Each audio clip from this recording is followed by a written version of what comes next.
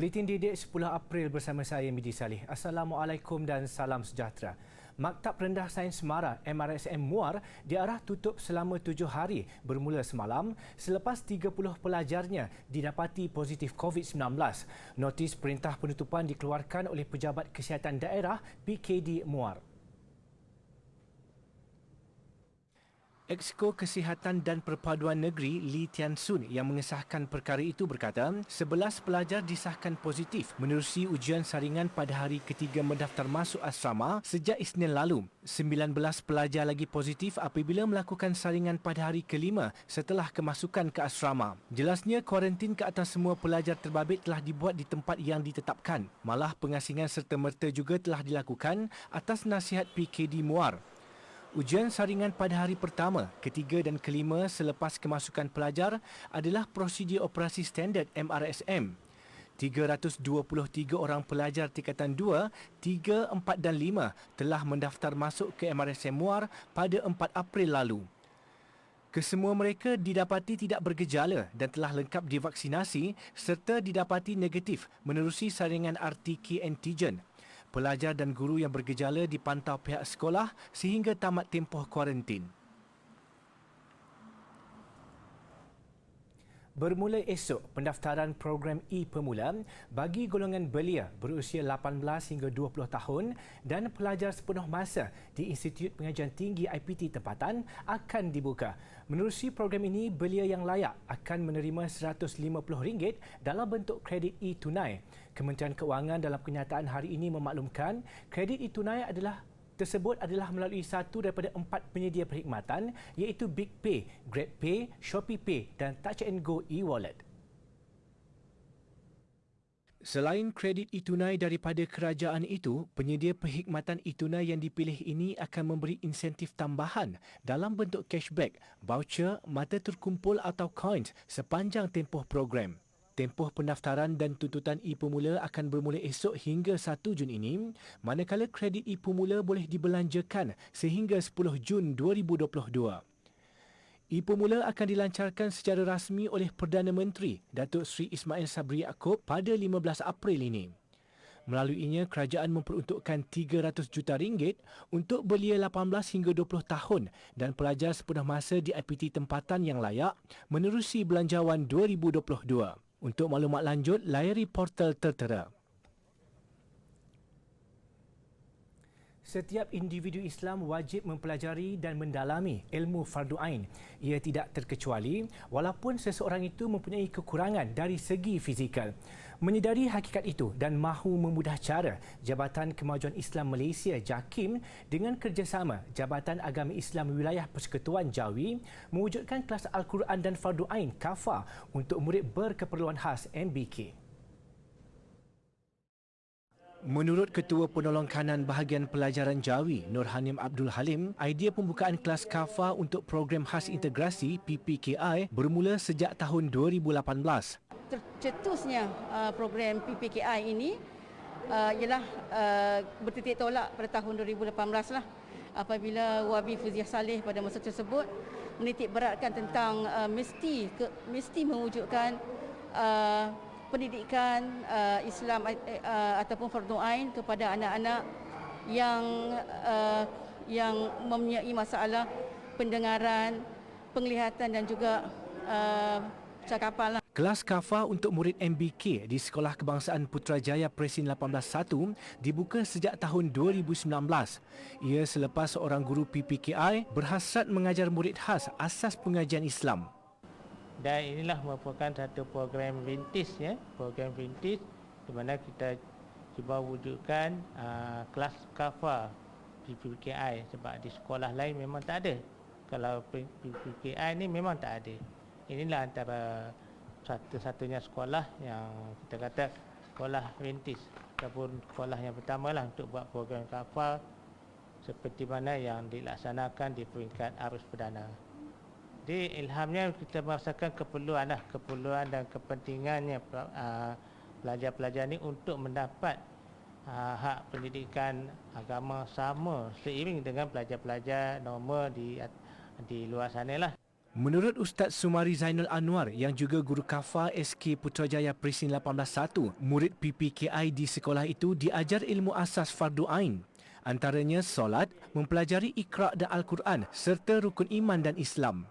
Sejak pembukaan kelas ini, ada pelajar mampu membaca Al-Quran Braille. Seorang lagi guru kafa, Ustaz Muhammad Hafizuddin Anwar juga merebut peluang mengajar murid MBK ini. Dulunya saya mengajar arus perdana. Bila tukar, saya ada satu keinginan dalam hati saya berkata siapa lagi yang boleh volunteer untuk nak mengajar diorang ni. So saya sahut satu cabaran daripada ketua guru saya. Setakat ini, seramai 7 orang guru menggalas tanggungjawab mengajar murid PPKI SK Putrajaya Presin 181 dengan 30 orang murid menyertai kelas kafa MBK. Pihak JAKIM dan JAWI juga berhasrat untuk memperluaskan pengajaran kafa untuk kumpulan murid ini.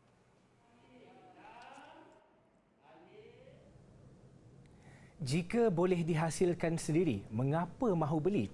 Seorang guru tampil dengan idea projek pembuatan sabun pencuci pinggan klip-klip. Menggunakan bahan selamat dan menjimatkan, ia juga salah satu usaha menggalakkan aktiviti keusahawanan di kalangan murid berkeperluan khas MBK. Sabun pencuci pinggan antara keperluan di rumah. Bagaimanapun, ada sebilangannya mengandungi bahan kimia yang boleh membersihkan pinggan mangkuk anda tetapi berbahaya kepada alam sekitar. Justru Dr. A. Syiyelati tampil dengan idea pembuatan sabun pencuci pinggan yang selamat dan menjimatkan. Projek melalui pedagogi keusahawanan ini dihasilkan oleh MBK dari Program Pendidikan Khas SMK Datuk Haji Abdul Wahab, Sungai Siput, Perak sejak tahun 2019.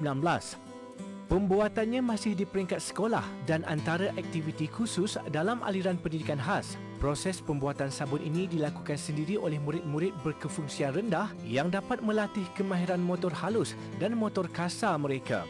Projek ini menggunakan kaedah cold process, iaitu cold process ini adalah satu teknik pembuatan sabun yang tertua di dunia.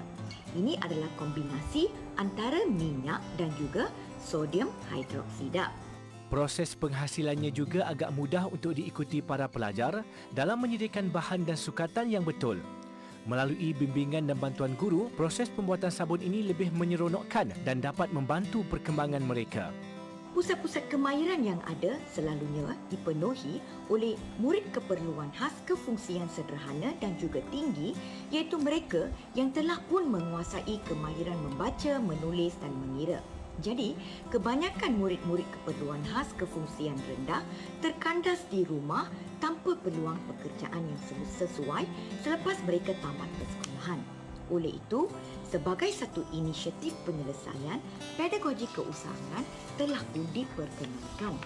Projek ini juga diharapkan dapat memberi peluang kepada MBK untuk berusaha dengan lebih gigih dan mampu menjana pendapatan sendiri pada masa hadapan. Pasukan Kem Sungai Besi Universiti Pertahanan Nasional Malaysia UPNM mengungguli debat belia antara Kolej Kediaman Institusi Pengajian Tinggi Malaysia 2022. Pasukan itu dinobat sebagai juara selepas mengalahkan pasukan Sri Kandi KTDI dari Universiti Putra Malaysia.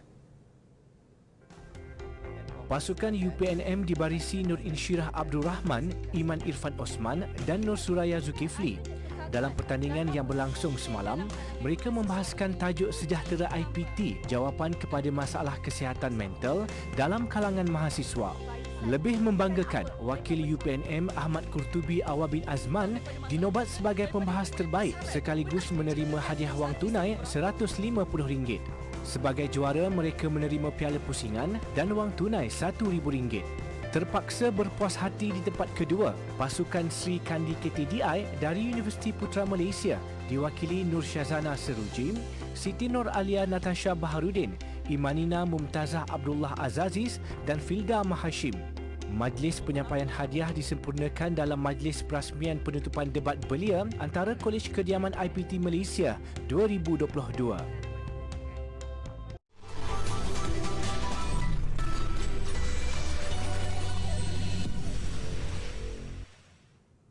Petroscience RBTX Challenge kini kembali lagi bagi mereka yang mahu mempelajari menerokai bidang robotik.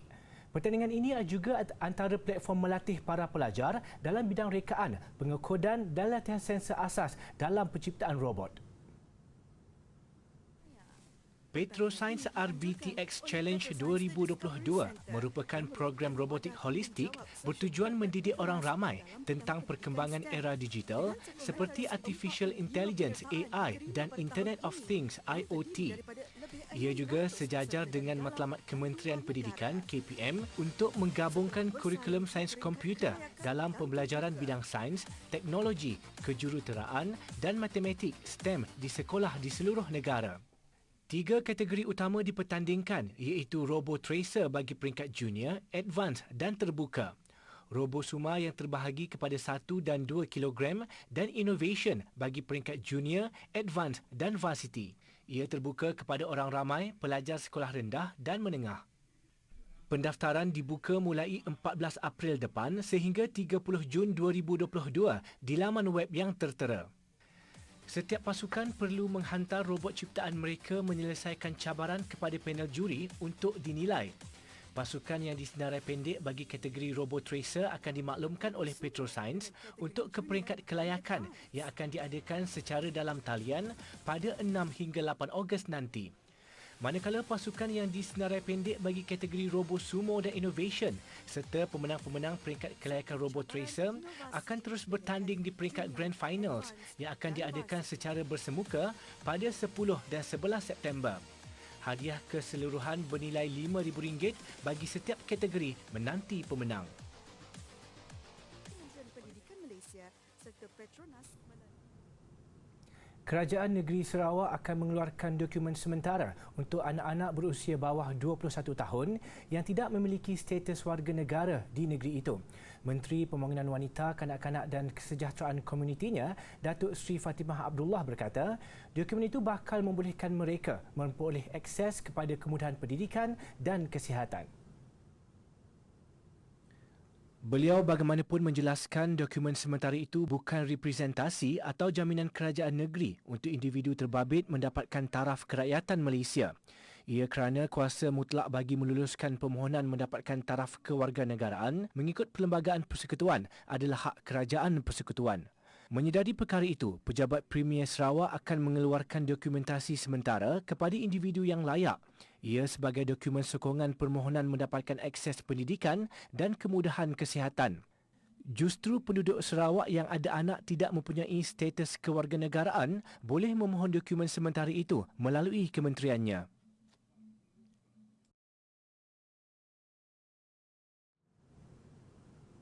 Setiap kali tibanya bulan Ramadan, isu pembaziran atau lebihan makanan pasti menjadi topik hangat dalam kalangan masyarakat.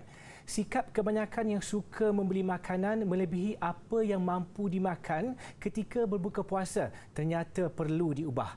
Bagi adik-adik, jadikanlah bulan Ramadan tahun ini sebagai bulan belajar mengawal nafsu makan sekaligus mengurangkan pembaziran makanan. Tahukah anda hasil kajian Perbadanan Pengurusan Sisa Pepejal dan Pembersihan Awam Solid Waste and Public Cleansing Management Corporation SWCOP mendapati anggaran rekod pembaziran makanan pada bulan Ramadan adalah sangat tinggi iaitu 270,000 tan metrik berbanding hari-hari biasa. Bagi tahun ini pula, pertambahan sisa makanan dijangka meningkat 15 hingga 20% sepanjang Ramadan dan Syawal. Menurut pengerusinya, pelbagai faktor menyumbang kepada peningkatan tersebut termasuk pengoperasian semula bazar Ramadan. Kita juga sedia maklum pada tahun ini boleh katakan hampir semua rakyat kali ini kita dapat menyambut bulan puasa secara seperti sedia kala. Maksudnya 2 tahun sudah kita berada dalam kaedah PKP. Jadi pada tahun ini kita dapat lihat dari segi sambutan di bazar Ramadan, dari segi kehadirannya. Jadi kita fikirkan mungkin dari segi kemeriahannya lebih dan kita fikirkan mungkin akan berlaku pertambahan dari segi pembaziran. Justru orang ramai dinasihatkan untuk merancang pembelian awal dan tidak rambang mata ketika membeli juadah bagi mengelak daripada pembaziran berlaku. Dalam pada itu, kempen Hargai Makanan elak pembaziran bulan Ramadan turut dianjurkan di bazar sebagai usaha memberi kesedaran kepada masyarakat mengenai isu berkenaan. Nasib golongan kurang berkemampuan termasuk yang tidak mampu membuat persiapan Aidilfitri tahun ini terus mendapat perhatian pelbagai pihak. Antaranya konsep yang diketengah Butik Rakyat 3.0 Keluarga Malaysia yang menjadi satu-satunya butik di Melaka yang menawarkan pakaian raya percuma kepada golongan itu. Dianjurkan buat kali ketiga, butik yang beroperasi di Pusat Transformasi Luar Bandar RUTC Klebang itu mendapat sambutan luar biasa.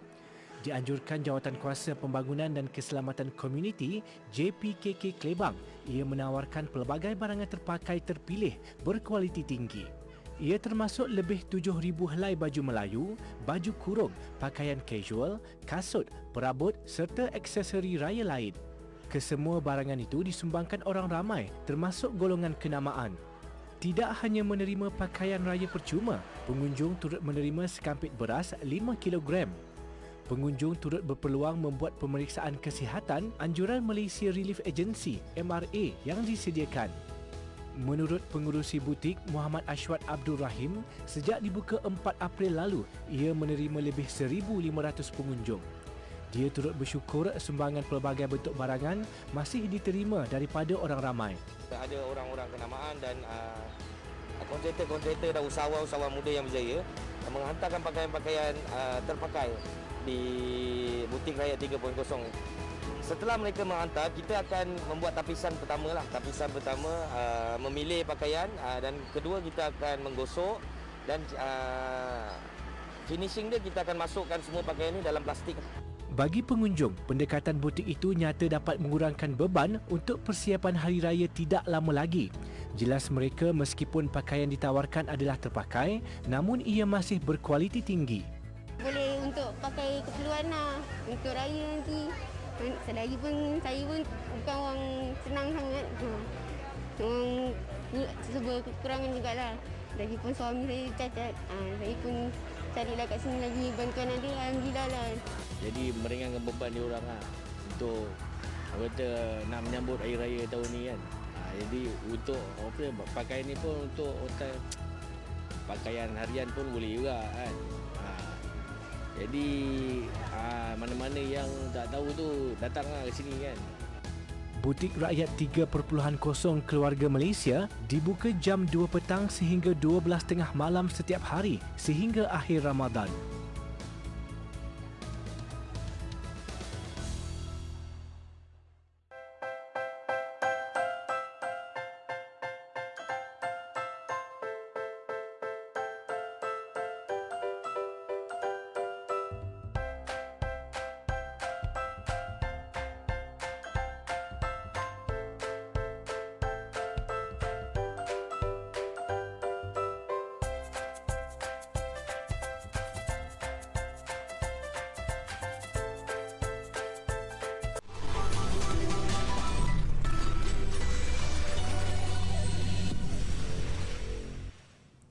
Bertemu kembali.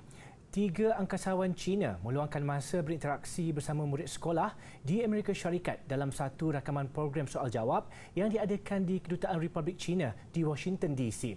Pelbagai soalan diajukan oleh kanak-kanak terbabit termasuk bagaimana angkasawan makan dan bersenam di angkasa lepas. Zhai Zhigang, Wong Yaping dan Yi Guangfu, kru yang terlibat dalam misi angkasa lepas dengan kapal Shenzhou 13, menjawab soalan yang terpilih dari stesen angkasa lepas Tiangong. 你在太空的时候，你遇到最大的挑战是什么？谢谢。我个人感觉挑战主要是来自生活方面。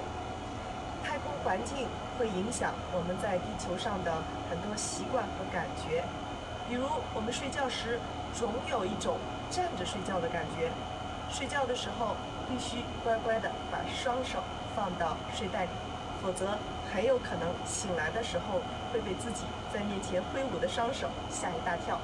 Christopher Lyons dari Florida yang bercita-cita menjadi angkasawan pula ingin tahu apa yang perlu dilakukan untuk merealisasikan impiannya. I would also like to know what recommendations do you have for kids like myself who aspire to become astronauts in the future? 第一，要锻炼好身体。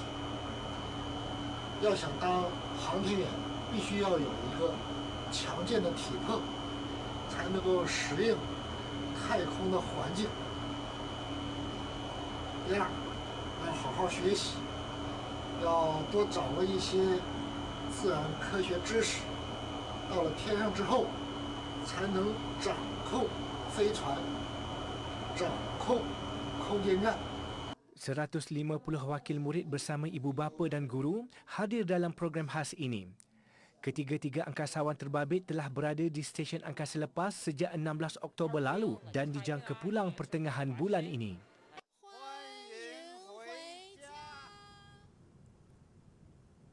Bangunan pencakar langit paling nipis di dunia dilaporkan telah dibuka kepada pengunjung yang berhasrat untuk membeli kediaman di bangunan tersebut. Bangunan kediaman 84 tingkat itu berlatar belakangkan langit di Bandaraya New York. Lapor Daily Mail, Menara Steinway terletak di kawasan 111 West 57th Street atau dijuluki Billionaires Row di pusat bandar Manhattan pada ketinggian kira-kira 435 meter. Menara Steinway mempunyai nisbah ketinggian kepada lebar 24:1 sekaligus menjadikan ia pencakar langit paling nipis di dunia dan salah sebuah bangunan tertinggi di hemisfera barat. Bangunan yang menghadap pemandangan Central Park itu mempunyai sebanyak 60 unit kediaman mewah. Difahamkan harga pangsapuri berkenaan bermula pada $7.75 juta Amerika atau bersamaan 32.7 juta ringgit bagi unit studio. Pangsapuri jenis penthouse pula disenaraikan pada harga $66 juta Amerika atau 278.5 juta ringgit. Pembinaan Menara Steinway bermula sejak tahun 2013 dan siap sepenuhnya pada tahun lalu.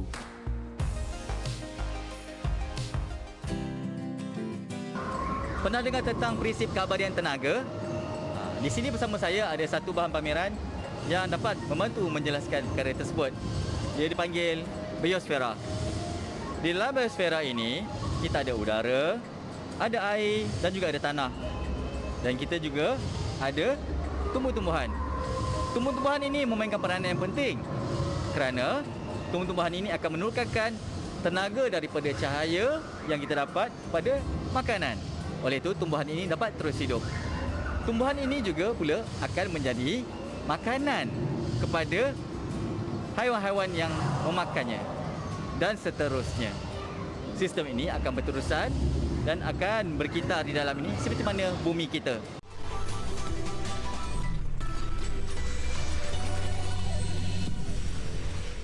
Sukan. Selepas kali terakhir bergelar juara pada 2017, segalanya terlerai buat gandingan campuran Tian Kianmeng dan Lai Peijing di Terbuka Korea. Perlawanan akhir menentang pasukan tuan rumah Kianmeng Lai Peijing berjaya mempamer permainan mantap sebelum mengesahkan kemenangan menerusi pertarungan straight set. Paling sensasi semestinya ia merupakan kejuaraan sulung mereka dalam kejohanan BWF Jelajah Dunia Super 500. Pernah bergelar naib juara terbuka Singapura yang turut merupakan kejohanan jelajah dunia Super 500. Peluang beraksi di pentas akhir terbuka Korea tidak mahu dipersiakan Kianmeng dan Peijing. Berdepan gandingan tuan rumah Ko Sung Hyun dan Yom Hai Won, penguasaan awal disajikan pihak lawan sebelum Kianmeng dan Peijing bangkit mengutip mata demi mata. Dan kerja keras mereka berbaloi apabila berjaya memenangi set pertama dengan keputusan 21-15. Set kedua, momentum kemenangan yang dimiliki diteruskan pasangan negara itu mendahului dengan kutipan mata cukup meyakinkan sebelum pihak lawan kembali memberikan saingan. Kembali fokus, Peijing akhirnya memberikan mata kemenangan dengan keputusan 21-18, detik yang cukup mengujakan buat kedua-dua pemain menamatkan penantian 5 tahun untuk kembali bergelar juara. Untuk rekod kali terakhir Kianmeng dan Peijing bergelar juara adalah pada kejohanan badminton Malaysia Masters 2017, kejohanan BWF bawah status Grand Prix.